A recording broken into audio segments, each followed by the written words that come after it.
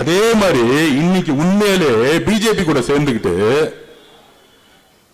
நம்ம B team சொன்னாங்க, நம்ம பிஜேபி கூட டெல்லியில பேசிட்டு இருக்குன்னு சொன்னாங்க. அப்படி பண்ணா ஜனவரி 10ஆம் தேதியே ஜனநாயகம் படம் வந்து இந்நேரம் ரிலீஸ் முடிச்சு அண்ணா வந்து 1500 கோடி சம்பாதிச்சிருப்பார், இல்ல 1000 கோடி சம்பாதிச்சிருப்பார்.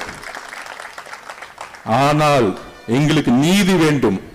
இந்த ரம்ஜான் மாதத்திலிருந்து நாங்க சொல்றோம், சிறுபான்மை சகோதரிகளே, முஸ்லிம் சகோதர சகோதரிகளே, கிறிஸ்துவ சகோதர சகோதரிகளே, எங்களுடைய தலைவர் தமிழ்நாட்டின் உறுதியாக மதசார்பற்ற கொள்கையில் உறுதியாக இருந்ததனால்தான் திமுகவுடைய ஸ்டாலின் அவர்களுடைய படம், தன்னுடைய மகனுடைய ரெட்ஜைனுடைய படம், தன்னுடைய பேரன் இந்த நிதியோட படம் 10ஆம் தேதி ரிலீஸ் செய்யப்பட்டது. இன்னைக்கு வரைக்கும் ஜனநாயகம் முடக்கப்பட்டது. இதை கிறிஸ்தவ சகோதரர்களும் இஸ்லாமிய சகோதரர்களும் உணரணும். இது யாரு பிஜேபி கூட இன்டைரக்டா இருக்காங்கன்னு உணரணும். அதுலயும் இந்தி திணிப்புக்கு எதிரான படமா, இருமொழி கொள்கைக்கு ஆதரவான படம்னு சொன்னாங்க. அப்படின்னா அந்த கொள்கைக்கு எதிராக யார் இருக்கா? பிஜேபி இருக்கு. அந்த படத்தை ரிலீஸ் பண்ணிருக்க கூடாதுல்ல, அது எப்படி ரிலீஸ் பண்ணாங்க? இதுதான் அரசியல். அண்ணன் விஜய் அண்ணன் படத்தை ரிலீஸ் பண்ண கூடாது, அவர் அரசியல் படமும் கிடையாது அது. அப்ப இதுல இருந்து புரிஞ்சுக்கணும் சிறுபான்மை சகோதரர்களும், யாரு உண்மையாக மதசார்பற்ற கொள்கைக்காக அவர் நினைச்சிருக்கலாமே, சரி நம்ம சேர்ந்துக்கலாம். இப்ப சொல்றாங்களே எல்லாரும், அதான் கொடுக்குறாங்களே ஆஃபரு, கூட்டணி உருவாக்க முடியல. அவர் நினைச்சிருந்தா என்ன கூட்டணி உருவாக்கி இருக்க முடியும் தெரியுமா? மதசார்பற்ற தலைமையிலிருந்து வெளியே வந்திருந்தா இன்னைக்கு அவர் முதலமைச்சர் சொல்றதுக்கு டெல்லி கூட ரெடி. அதையெல்லாம் தூக்கி போட்டார். அவர் உறுதியா இருக்கிறார். நான் என்னுடைய கொள்கையில் உறுதியா இருக்கிறேன். ஏனென்றால் முதல் நாளே சொன்னாரு, பெரியார் அவர்கள் கொள்கையும் அம்பேத்கர் அவர்கள் கொள்கையும் உருவாக்கிய பொழுது அவர் சொன்னது சும்மா போட்டோக்காக கிடையாது. இன்றைக்கு நாங்கள் உறுதியாக சொல்றோம், தமிழக வெற்றி கழகத்தின் ஆபீஸ்ல தான் பெரியார் சிலையும் இருக்கு, அம்பேத்கர் சிலையும் ஒன்றாக இருக்கிறது. இது அறிவாளத்துல கிடையாதுப்பா. நான் ஓப்பனா சொல்றேன், டிக்ளேர் பண்றேன். சேலஞ்ச் இருந்தா சொல்லுங்க. ஸ்டாலின் சார் சொல்லட்டும், முதலமைச்சர் சார் சொல்லட்டும், உங்க அறிவாளத்தில் அம்பேத்கர் சிலை இருக்கா?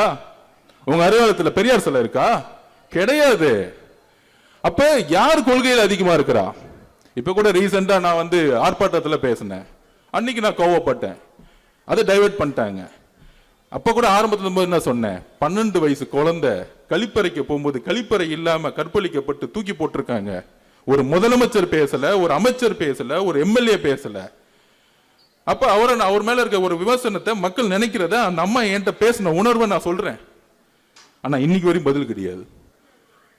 கொள்கை தெரியுமா நம்மளை பார்த்து கேட்டார் துணை முதலமைச்சர் உதயநிதி அவர்கள். நான் சொன்னேன், வாங்க உங்க சன் டிவிலே உட்காருவோம், கலைஞர் டிவிலே உட்காருவோம், நீங்கள் நானும் உட்காருவோம், நீங்க 4 கொஸ்டின் கேளு, நான் 4 கொஸ்டின் கேட்கிறேன். என்ன ஏதோ ஒரு கொஸ்டின்ல எனக்கு எதுவுமே தெரியாத மாதிரி ஒரு கொஸ்டின் கேட்டு நான் அமைதியாயிட்டேன், அரசியல் விட்டு போயிடுறேன்னு சேலஞ்ச் விட்டேன். இன்னைக்கு வரைக்கும் பதில் கிடையாது, தெரியாது.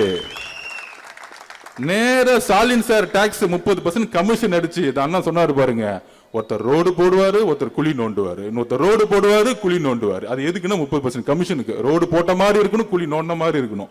இப்படிதான் அக்கா மேயர் பெரியாக்காவும் சரி, இங்க இருக்க அமைச்சர்களும் சரி, நோண்டாங்க போட்டாங்க. கடைசியில பார்த்தா 4500 கோடி போட்டு போயிட்டாங்க அவங்க பாட்டிக்கு. ஊழலை தவிர எதுவுமே யோசிக்கிறதே கிடையாது இவங்க. எதுவுமே ஐடியா இல்ல. ஊழல் பண்ணும், கமிஷன் அடிக்கணும், கரப்ஷன் பண்ணும், கடைசியில் ஓட்டு அன்னைக்கு வந்து 2000 ரூபாய் கொடுத்து மக்கள் ஓட்டு போட்டுருவாங்க. அப்ப அந்த அளவிற்கு 2000 ரூபாய் கொடுத்தா ஓட்டு போட்டுருவாங்க. அந்த 2000 ரூபாய் கொடுக்கக்கூடிய அமைச்சர் தான் பெரிய தேர்தல் தெரிஞ்சவர்னு ஒரு மனநிலை உருவாக்கி இருக்க பாத்தீங்களா? அப்பெல்லாம் ஒண்ணுமே கிடையாது. நான் 21 இவங்களோட எல்லாம் ஒர்க் பண்ணிட்டு வந்தேன். ஒருத்தனுக்கு ஒண்ணுமே தெரியாது.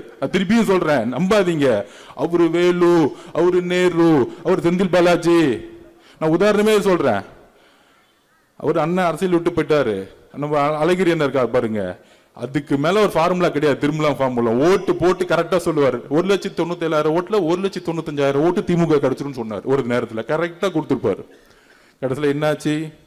அவர் அரசியலும் இல்ல, மக்கள் அவரை நிராகரிச்சுட்டாங்க. இந்த மாதிரி காசு மட்டுமே நம்பி பெரிய தேர்தல் தெரிஞ்சவங்கன்னு ஒரு பிம்பத்தை உருவாக்குறாங்கல்ல, கிடையவே கிடையாது. ஒரு சாமானியன் ஒரு பண்ணையாரை எதிர்த்து 67 மாற்றத்தை உருவாக்கி சாமானியன் ஜெயிச்சாங்க. அந்த அரசியல் தான் இந்த 26 நடக்க போகுது. அதை நம்ம நம்புவோம், அதை உறுதியா நம்புங்க. இந்த பணபலம் கூட்டணி அதெல்லாம் ஒண்ணுமே கிடையாது. நம்ம மதசார்பற்ற கொள்கையில இருக்குன்னு சொன்ன உடனே கூட்டணிக்கு நம்ம அதிமுக போலன்னு சொன்ன உடனே 2 நாளுக்கு முன்னாடி அதிமுக பிரச்சாரம் ஆரம்பிச்சுட்டாங்க. அது என்ன ஷூட்டிங் அவர் கரூர்ல பண்ணாரு. எவ்வளவு கொடூரமான கேவலமான மனநிலை இருந்தா இப்படி ஒரு பிரச்சாரத்தை உருவாக்குவாங்க அதிமுகவும் பிஜேபியும்? சொல்லுங்க. அவங்க தான் கரூருக்கு வந்தாங்க. அங்க இருக்கிற இபிஎஸ் பொதுச்செயலாளர் தான் சொன்னாங்க இது திமுக தான் காரணம்னு. பிஜேபி குழுவே சொன்னாங்க இது அவங்க தான் காரணம்னு. ஆனா என்னைக்கு மதசார்பற்ற சமூக நீதினு சொன்னாரோ அன்னைக்கு திமுகவும் அதிமுகவும் பிஜேபியும் 3 பேரும் சேர்ந்து எதிர்க்கக்கூடிய வலிமையான தலைவர் மாறிட்டார். முன்னாடி வெறும் திமுக மட்டும் எடுத்துட்டு இருந்தார். என்னைக்கு ரம்ஜான் மந்த்ல நம்மளுடைய சகோதர சகோதரிகளுடன் டிக்ளேர் பண்ணாரோ இன்றைக்கு உறுதியாக மன நிறைவுடன் சொல்லுகிறோம். தமிழக வெற்றி கழகத்தின் சார்பாக இஸ்லாமிய சகோதர சகோதரிகளே, நோம்போடைய உங்களுடைய சந்தோஷமான மகிழ்ச்சியோட நாள் சொல்றோம். நாங்கள் மட்டும்தான் உண்மையாக உறுதியாக உங்களுடன் எப்பொழுதும் இருப்போம்.